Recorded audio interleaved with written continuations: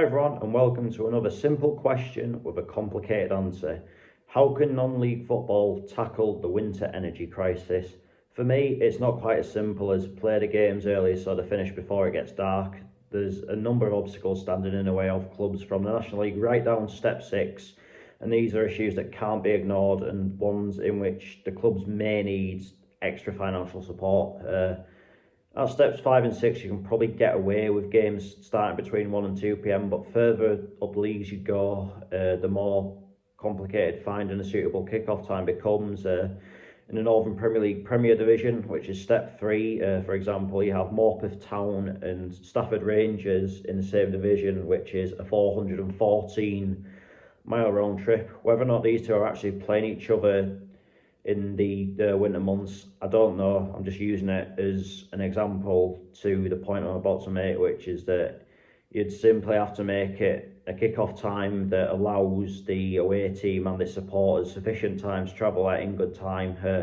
These clubs maybe don't necessarily have the budget to be able to do overnight stays. As well, the players are part-time and some of them will finish their regular jobs later than others as well.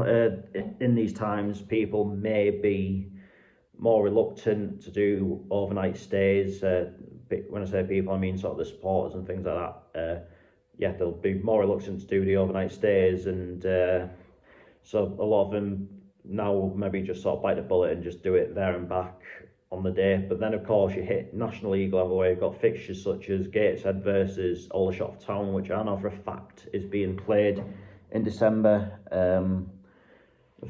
The 3 divisions in the National League were given extra funding by the Premier League, which as a supporter of a lower budget National League club I am extremely grateful for, and if distributed evenly across all the clubs in the 3 divisions it would work out at 166 grand per club, which it's not exactly much for clubs such as Notts County and Chesterfield, which still operate like Football League clubs and have obviously got that bit of extra sort of money behind them. But for clubs such as Curzon Ashton, Hungerford Town, it can make a massive difference and could go a long way to helping them in what could be very tough times ahead. However, I can't help but feel that the extra financial support needs to be filtered further down the divisions, whether that be through government support, through support from the FA, or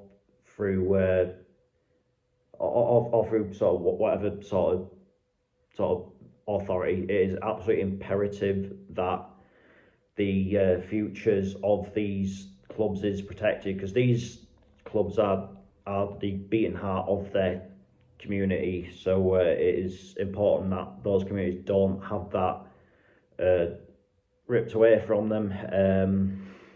But knowing the nature of the supporters of these clubs, that I'm sure they'd all sort of chip in if they really needed to, but with them obviously having to keep their own houses in order, it's really unfair for clubs to sort of rely on them. So, and that's obviously something I'm sure the clubs themselves won't want to do, because at non-league level a club's main source of income is generated on a match day through the number of people that come through the gate, programme sales, food sales, sales on the bar and so on.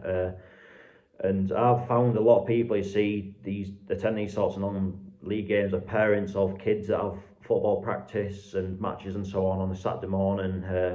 A move to an early kick-off time could hamper their usual routine of taking their kids to these on a Saturday morning and then going along to watch their local team in the afternoon. But by the same token, it could be a situation where might get 1 or 2 groundhoppers looking upon it and seeing that they could potentially do a sort of non-league, non-professional game, sort of midday, 1 o'clock, something like that, but then make their way to a professional game at 3 p.m. Let's say for instance Jarrow were playing at home at midday.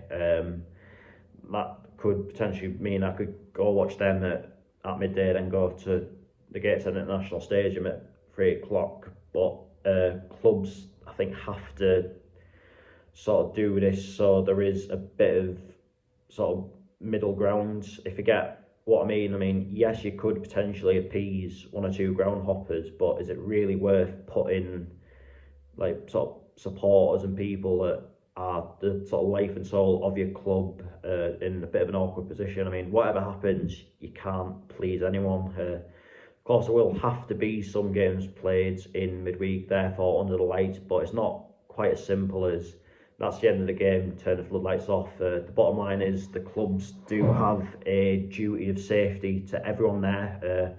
So before they can actually sort of go ahead and sort of turn everything off, they've got to make sure that the players can leave the field of play safely and the spectators can get away from the ground safely. And obviously, in order for them to do that, there has to be the appropriate lighting made available. So I don't think you can really ban midweek football, to be honest with you, because I just think if you did that, then you get towards the back end of the season, just about every team would be having to play Tuesday, Thursday, Saturday, because at the end of the day, we're winter, the weather's going to be bad. One or two games are going to get called off for the weather, but you can't really have so many clubs playing Tuesday, Thursday, Saturday, especially like part-time ones where players and sort of volunteers don't necessarily have the can't necessarily sort of get the annual leave that could possibly be needed to operate that.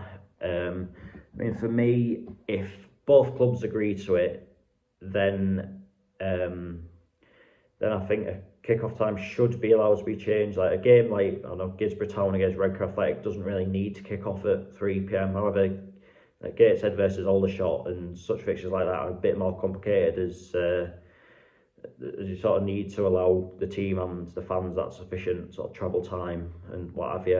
I mean, a poll I recently conducted on Twitter showed that for a 3 p.m. game for away fans, 39% of which would arrive at sort of between 12:30 and 1:30, which allows enough time for them to sort of have sort of standard pre-match rituals, getting a drink, maybe having a look around the sort of town or city that they're in before they head down to the ground. But I mean, if games were sort of put back to 2 o'clock instead of 3 o'clock, that sort of still allows them enough time to sort of get there and sort of get to the ground in time. And that obviously you've got to sort of factor in things such as how far away a ground may be from the nearest train station and things like that. So it's a lot to consider, but I think what could be a total last resort is clubs may have